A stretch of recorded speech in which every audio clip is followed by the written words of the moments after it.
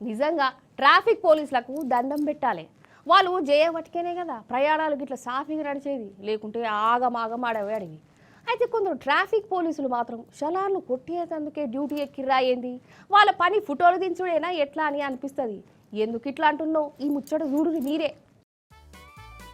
అసలు సర్కార్ కొలువు చేసేటోళ్ళల్లా ఎవరు చక్కగా డ్యూటీ చేస్తారో చేయరో గాని ట్రాఫిక్ పోలీసులు మాత్రం చలాన్లు రాచుట్లా చాలా సీనియర్లుగా సీరియస్ గా పనిచేస్తారా అనిపిస్తున్నది. చలాన్లు విడిచిపెట్టుడు అనేదే ఉండద్దని ఉంటది కావచ్చు. ఉత్తరప్రదేశ్ రాష్ట్రం లక్నోలనోలా ఇగో రోడ్డు చూడురి, అయితే ఆడ అనుకోకుండా వాన పడ్డది.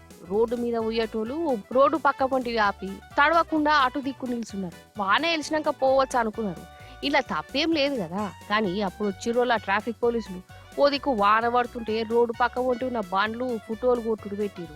పోసిని గిదేం కథలో వాన పడుతుందని బండి పక్క కాపిన పాపమేనా? పోలీసులకు గిదేం పోయే కాలమని వాళ్ళు నెత్తి పట్టుకున్నారు. ఎందుకు వచ్చిన చలాన తిప్పాలని పోలీసులు చేస్తున్న ఈ డ్యూటీని తట్టుకోలేక రయ్య ఉరికచ్చి ఆ వానల్నే బండ్లు నడుపుకుంటా పోయారు. ఇగో గిట్లున్నది మరి ట్రాఫిక్ పోలీసుల పనితనం.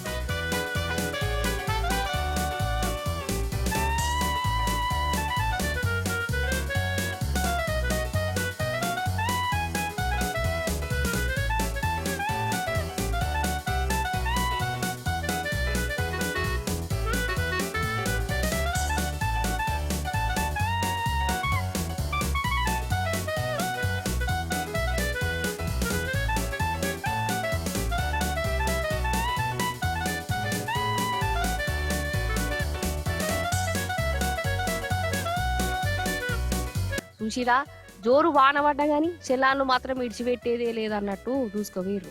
మరి పోలీసులు ఇట్లా ఫోటోలు కొట్టే పని పెట్టుకున్నాడు కరెక్టేనా తప్ప మీరే చెప్పాలి.